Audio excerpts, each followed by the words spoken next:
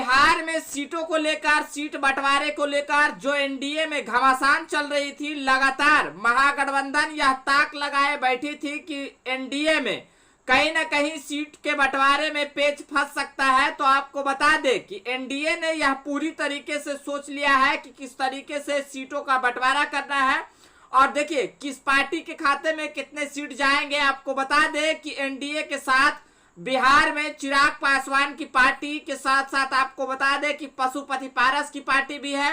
और उसके साथ ही साथ आपको बता दें कि उपेंद्र कुशवाहा की पार्टी भी एनडीए का हिस्सा है और उसके साथ ही साथ आपको बता दें कि जीतन राम मांझी की पार्टी भी अभी एनडीए का हिस्सा है। और देखिए भारतीय जनता पार्टी बिहार के अंदर कितने सीटों पर चुनाव लड़ने जा रही है, यह सब कुछ आपको बताएंगे कि एनडीए को कितना सीट और चिराग पासवान को देखिए कितना सीट मिलने जा रहा है, पशुपति पारस को कितना सीट मिलने जा रहा है और उपेंद्र कुशवाहा को कितना सीट मिलेगा, जीतन राम मांझी को कितना सीट मिलेगा। इन सब बातों पर आज हम चर्चा करेंगे और खबरें ये लगातार आ रही है कि देखिए एनडीए के तरफ से बराबर की हिस्सेदारी दी गई है, यानी कि बराबर बराबर सीटें सबको दिया गया है, किसी को भी कम और ज्यादा सीटें नहीं दी गई है। लगातार एनडीए या छोटे या बड़े दलों को यह ध्यान में लेकर चल रही है कि सभी को बराबर का हिस्सा देना है और सभी को बराबर बराबर सीटें देना है। तो देखिए आपको बता दें कि खबरें ये आ रही है कि चिराग पासवान की पार्टी को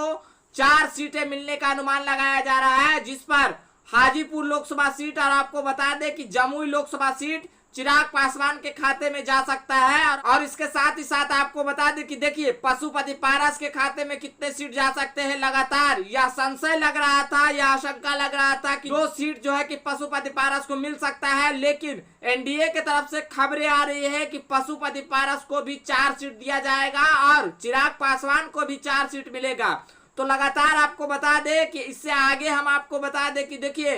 उपेंद्र कुशवाहा को कितना सीट मिलने जा रहा है, जो आपको बता दें कि जनता दल यूनाइटेड से अलग होकर नई पार्टी बनाए जिसका नाम रखा राष्ट्रीय लोक जनता दल। तो आपको बता दें कि उपेंद्र कुशवाहा को ठीक 2014 वाली नीति अपनाई गई है। 2014 में उपेंद्र कुशवाहा को 3 सीट मिला था और इसके साथ ही साथ आपको बता दें कि 2024 के चुनाव में भी उपेंद्र कुशवाहा को 3 सीट दिया जा सकता है। और वहीं आपको बता दें जीतन राम मांझी के बारे में, तो जीतन राम मांझी की पार्टी को लगातार यह डिमांड रही थी कि 3 सीट कम से कम तो मिलना चाहिए और इसी के साथ एनडीए के तरफ से 3 सीट जीतन राम मांझी की पार्टी को मिल सकता है। और इसके साथ ही साथ आपको बता दें कि देखिए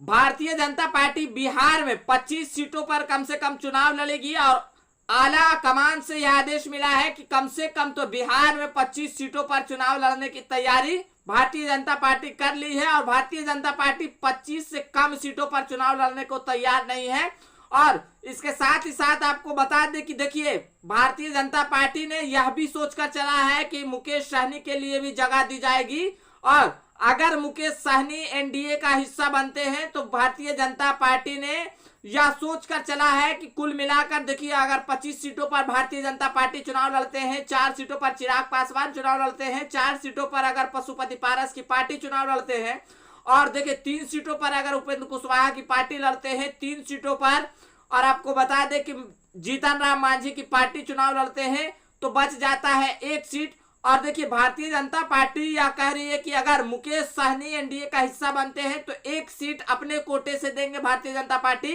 और 1 सीट जो बच रहा है ये सीट दिया जाएगा, यानी कि 2 सीटें मुकेश सहनी के लिए दे सकते हैं। अब देखिए आने वाला वक्त में मुकेश सहनी एनडीए का हिस्सा बनते हैं या नहीं बनते हैं, लेकिन सीट शेयरिंग का फॉर्मूला भारतीय जनता पार्टी की ओर से तय माना जा रहा है, यानी कि 2024 के चुनाव में सीट शेयरिंग का फॉर्मूला कुछ इसी तरीके से होने जा रहा है। अब देखिए आने वाला वक्त में कौन से दल नाराज होते हैं या नाराज नहीं होते हैं लगातार, क्योंकि आपको बता दें कि चिराग पासवान की मांग रही है कि कम से कम तो 6 सीट हमारी पार्टी को मिलना चाहिए था, लेकिन अब देखिए 6 सीट भारतीय जनता पार्टी देती है या नहीं देती है। लेकिन आपको बता दें कि 4 सीटें भारतीय जनता पार्टी खबरें आ रही है कि देने को तैयार है और 4 सीटें पशुपति पारस को भी मिलने जा रहा है। तो देखिए आने वाला वक्त में क्या कुछ होता है। फिलहाल आज के लिए इतना ही। अगर इस वीडियो को यूट्यूब चैनल पर देख रहे हैं तो हमारे चैनल को सब्सक्राइब कर लीजिएगा।